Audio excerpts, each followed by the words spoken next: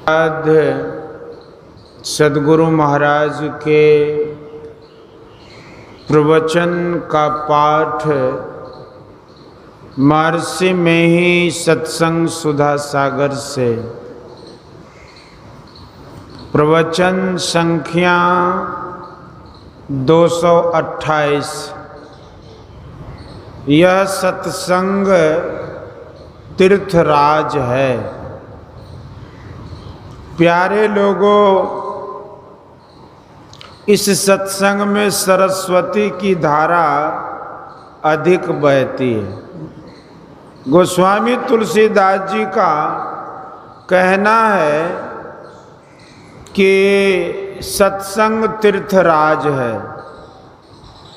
तीर्थराज में गंगा, यमुना और सरस्वती की धारा बहती है। राम भगति जहाँ सुरसरी धारा, सरसई ब्रह्म विचार प्रचारा, विधि निषेधमय कलिमल हरणी, कर्म कथा रवि नंदिनी बरनी। मुझको सरस्वती की धारा में स्नान करना है और आपको भी इसी में स्नान कराना है। मैंने भ्रमण करते समय गंगा यमुना में गोता लगाया, लेकिन सरस्वती की धारा नहीं मिली। मैं सरस्वती की धारा में गोता लगाना चाहता हूँ। जो जिसको पसंद करता है, औरों के लिए भी वह वही चाहता है। ब्रह्म विचार सरस्वती की धारा है, यह बड़ी गंभीर है। मैं जो साधन भजन करता हूँ, आपको उसी गंभीरता में ले जाना चाहता हूँ। लेकिन पहले समझिए कि इसमें गोता लगावे कौन? गोता मन लगावेगा। शरीर जहाँ का तहाँ बैठा रहेगा। वह धारा बहती है। मन किसके सहारे गोता लगाता है? मन बाह्य इंद्रियों के सहारे गोता लगाता है। मेरे कहने का विषय ऐसा है कि वह कथा कहानी नहीं है, ज्ञानमयी बात है। कान के सहारे उस सरस्वती की धारा में गोता लगाता है, अर्थात पहला सहारा कान है, जिसके सहारे श्रवण ज्ञान होता है। श्रवण ज्ञान कैसा होना चाहिए? जैसे मृगा बांसुरी की ध्वनि सुनकर इतना तल्लीन होता है कि व्याधा उसको पकड़ते हैं, लेकिन वह भागता नहीं है। केले के वृक्ष को काटकर खड़ा कर देते हैं। मृग के पैर में एक ही हड्डी होती है, वह बैठ नहीं सकता, खड़ा ही रहता है, खड़े खड़े ही सोता है। व्याधा बांसुरी बजाता है। मृग उस मधुर ध्वनि को सुनकर उसमें इतना लीन हो जाता है कि अपने शरीर की सुरक्षा को भूल करके केले के थंब से सटकर उस पर अपने शरीर का सारा बोझ दे देता है। वह थंब गिर जाता है, उसके साथ वह भी गिर जाता है। व्याधा उसको पकड़ लेता है। मृग ही की तरह ज्ञान की बातों को सुनने में तल्लीनता होनी चाहिए, अर्थात सब ओर से मन को समेट कर सुनने में लगाना चाहिए। इसके बाद मनन ज्ञान है। जो सुनो उसको विचारो। विचार में खूब डूबो, जहां तक बुद्धि शक्ति हो खूब विचारो, और विचार में इस तरह एकाग्र होकर विचारो कि पपीहा जैसे स्वाति बूंद के लिए रटता है। पहले श्रवण ज्ञान में मन लगाओ। ब्रह्म क्या तत्व है? ब्रह्म संबंधी ज्ञान बहुत ऊंचा है। इसके पूर्व मैं क्या हूं इसका ज्ञान होना चाहिए, क्योंकि सभी कहते हैं कि मैं हूं, वह अपने तई क्या है इसको सोचे। भगवान श्री कृष्ण ने कहा था कि यह शरीर रूपी क्षेत्र 5 स्थूल तत्व पृथ्वी, जल, अग्नि, वायु और आकाश, 5 सूक्ष्म तत्व रूप, रस, गंध, स्पर्श और शब्द, 5 ज्ञानेंद्रियां, 5 कर्मेंद्रियां, मन, बुद्धि, अहंकार, प्रकृति, संघात, चेतना, धृति, इच्छा, द्वेष, सुख और दुख। यह आप नहीं हैं। इन 31 के समुदाय को क्षेत्र कहते हैं। इनसे पृथक पदार्थ इस शरीर में है, वह आप हैं। जिसको क्षेत्रज्ञ का अध्यात्म, जिसको क्षेत्रज्ञ व अध्यात्म भी कहना चाहिए। उपर्युक्त 31 तत्वों के संग में पढ़कर आप अपने को सुखी दुखी मानते हैं। इनमें से 27 तत्वों से भिन्न होकर रहें तो इच्छा, द्वेष, सुख, दुख आपके लिए कोई वस्तु नहीं रहेगी। तब अपने से अपने को पहचानेंगे। अनेक जन्मों से मैं हूं कहते चले आ रहे हैं, लेकिन अपने तई को पहचाना नहीं है। अपने को केवल विचार में ही नहीं, प्रत्यक्ष में पहचानिए, जैसे शरीर को पहचानते हैं। ऐसा ख्याल न करें कि वहां देखने के लिए इसी तरह की आंख है। जैसे कोई आंख से सबको देखते हैं, आंख को देखने के लिए आईने का साधन लेकर आंख से ही देख सकते हैं। इसी तरह ईश्वर भजन का साधन लें तो उस साधन को करते करते उन 31 तत्वों से अलग हो जाएंगे और तब समझेंगे कि सूरत अर्थात चेतन आत्मा सत्य है। संत तुलसी साहब हाथरस ने कहा है कि सत सुरत समझ सिहार साधो निरख नित नयनन रहो, धुन धधक धीर गंभीर मुरली मरम मन मारग गहो। आप जड़ नहीं, चेतन आत्मा है। यह मिटने वाली नहीं है, मिटने वाला शरीर है। इसकी खोज बाहर होने योग्य नहीं है। यह खोज अपने शरीर के अंदर होनी चाहिए। इस खोज को करते करते 31 तत्वों से अलग होकर अपने को ऐसे पहचानेंगे जैसे शरीर को पहचानते हैं। लेकिन यह बिना ईश्वर भजन के नहीं होगा। ईश्वर भजन की बातें बहुत हैं, लेकिन मैं उतना ही कहूँगा जिससे काम चले। आप 5 विषयों को 5 ज्ञानेंद्रियों से जानते हैं, केवल आँख से 5 विषयों को नहीं जानते, केवल कान से 5 विषयों को नहीं जानते। आँख के लिए केवल रूप, कान के लिए केवल शब्द। कोई कहे कि आँख से हम सुन भी लें, हो नहीं सकता। इन बातों की जानकारी के बाद कोई पूछे कि रूप क्या है, तो आप कह दीजिए कि आंख से जो ग्रहण हो वह रूप है, शब्द क्या है जो कान से ग्रहण हो। इसी प्रकार पंच विषयों को जानिए।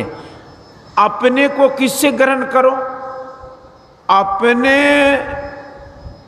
तई को अपने से ग्रहण करो।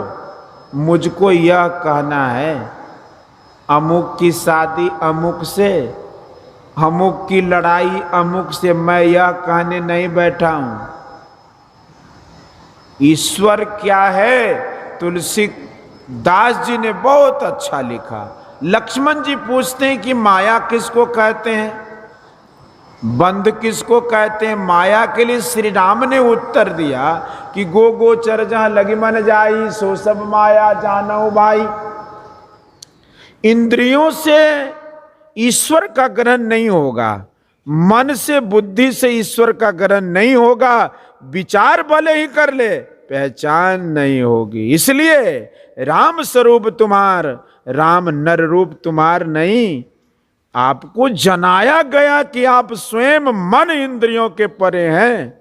अपने को मन इंद्रियों से पहचान कर सकते तो पहचान कब न हो गई होती रहती। अपने से जिसकी पहचान हो वह ईश्वर है। कोई पूछे कि मन इंद्रियों में निजी ज्ञान है, मैं कहूंगा कि मन इंद्रिय का ज्ञान आपका ज्ञान है, उनको अपना ज्ञान कुछ नहीं है। मेरे ही ज्ञान से मन में बुद्धि में ज्ञान है। कोई कहे कि जब हमारा ही ज्ञान इंद्रियों में है तो हम उससे ईश्वर को क्यों नहीं जानेंगे? तो देखिए, एक लालटेन है जिसके 5 पहलू में 5 रंग के शीशे लगे हुए हैं और बीच में मोमबत्ती जल रही है। मोमबत्ती का प्रकाश लाल शीशे की ओर से निकले पर उधर की रोशनी लाल मालूम होती है, पीले शीशे की ओर से निकलने पर उधर की रोशनी पीली मालूम पड़ती है।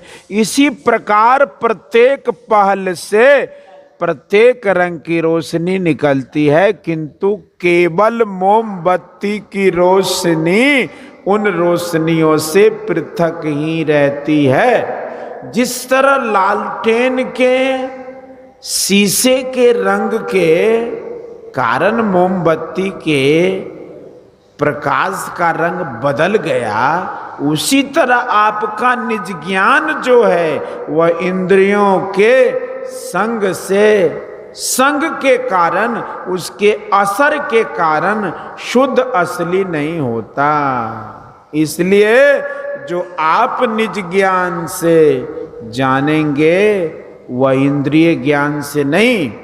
निज ज्ञान में ही ईश्वर की पहचान, ईश्वर को पहचान सकते हैं और अपने को भी। जो ईश्वर तत्व है वही तत्व मैं हूं, मैं और वह एक ही है, केवल आवरण भेद है।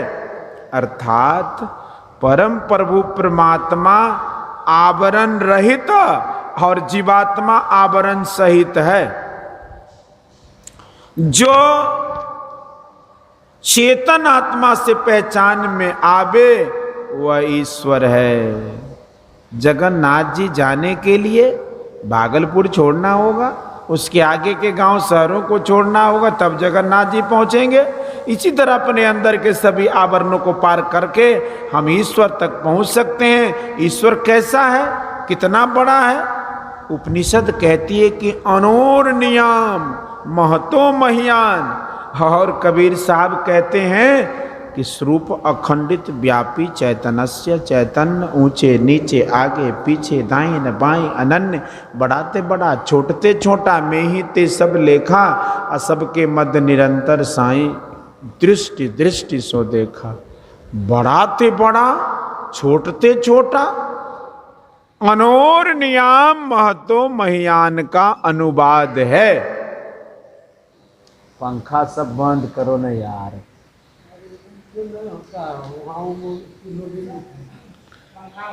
सो देखा, देखने की शक्ति दृष्टि है। दृष्टि की दृष्टि चेतन आत्मा है। कबीर साहब ने और खुलासा किया, चाम चश्म सो नजरी ना आवे, खोजू रूह के नैना। उस दृष्टि से देखने की युक्ति है, उस युक्ति को तुलसी साहब ने प्रकाशित किया। तुम्हारी आत्मा सत है, उसको संभालने का साधन करो। तुम सारे शरीर में बिखर गए हो, जैसे सूरज की किरण संसार में फैली है, वैसे ही तुम्हारी किरण शरीर और संसार में फैल गई है। इसको संभाल करके तब जो देखो, जो दृश्य भिन्न है वह कैसे होगा। निरखी निरत नयनन रहो, निरखी नित नयनन रहो। अपनी आंखों दृष्टि से गौर से देखो।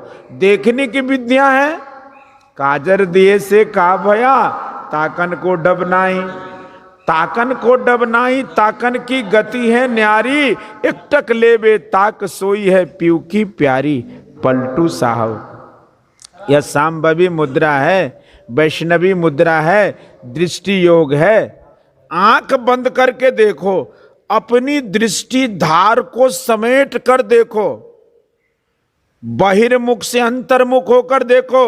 बाहरी बातों को छोड़ दो, आवे तो हटा दो, और तब आंखें बंद करके देखो। ऐसा देखोगे तो देखने में आवेगा, एकटक देखना होगा। देखा छोड़ दिया, ऐसा नहीं। एकटक देखो, बाहरी ख्याल को छोड़कर देखो। ऐसा देखोगे तो समशील लील अपील पेले, अर्थात पत्थर के समान कालापन है, उसको छेद देता है। यह साधन की बात है।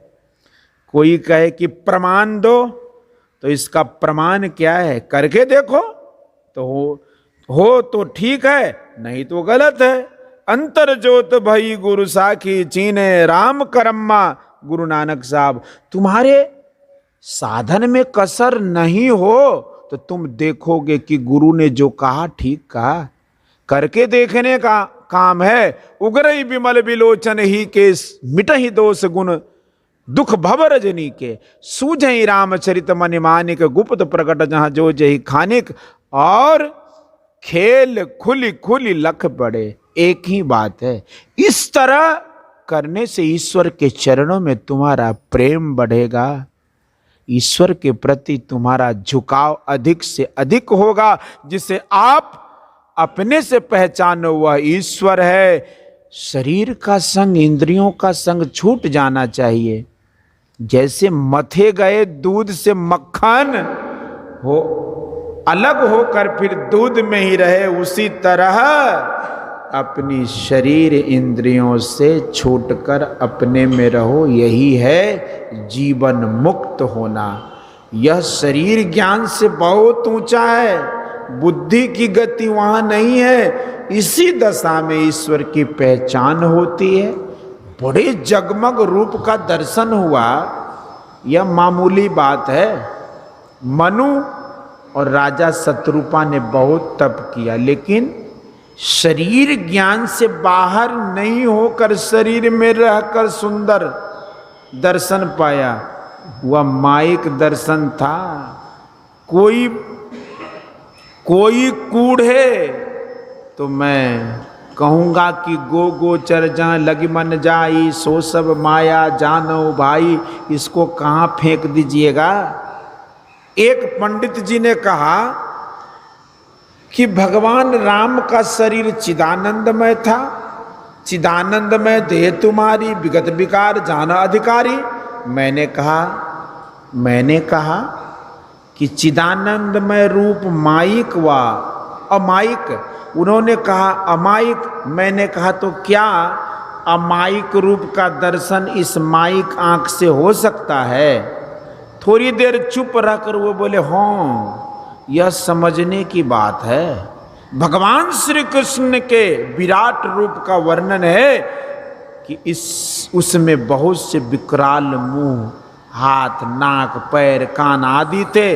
उस रूप को देखकर अर्जुन डर से थर थर कांपता था।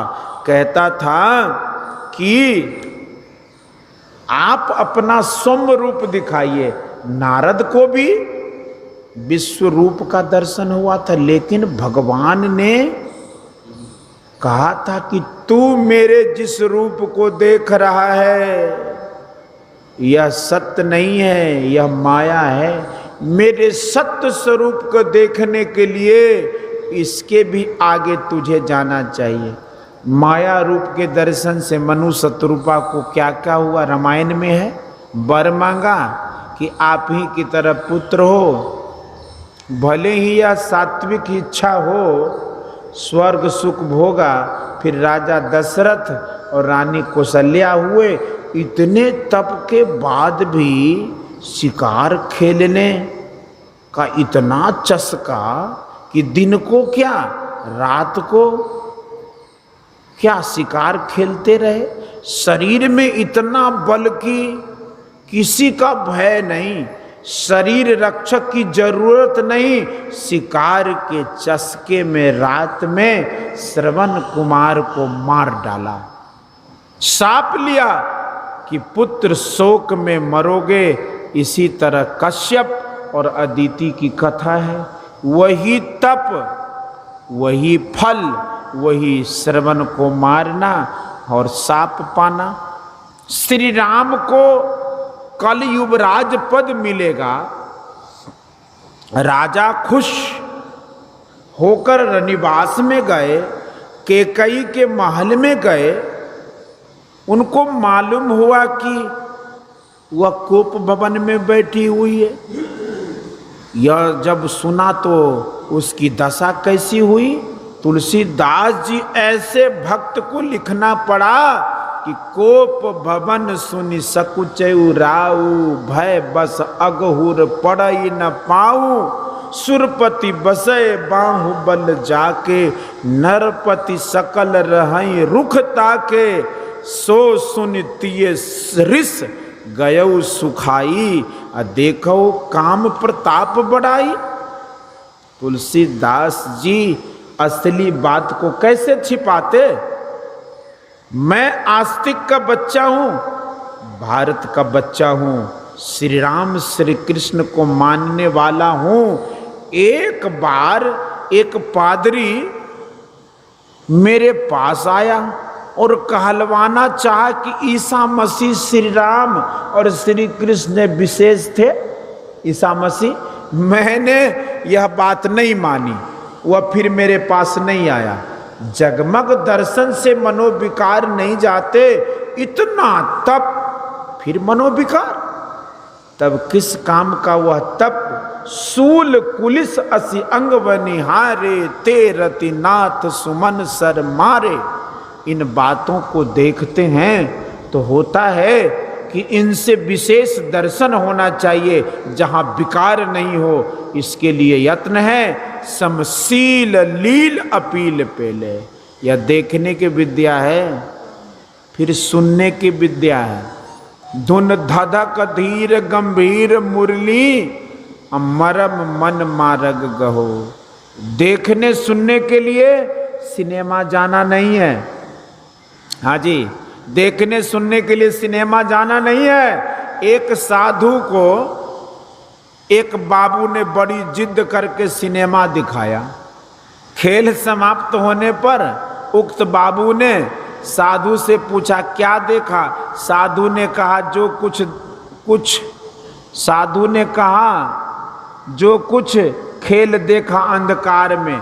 सिनेमा देखने में पैसा बर्बाद और समय बर्बाद होता है। ऐसा क्यों करते हो? इसलिए ऐसा क्यों करते हो? इसलिए कि अपने अंदर देखना नहीं जानते हो। जो अपने अंदर देखना जानते हैं उनको बाहर में इन सब को देखने में रुचि नहीं आती। देख कर चलो, नहीं तो कांटा गड़ेगा।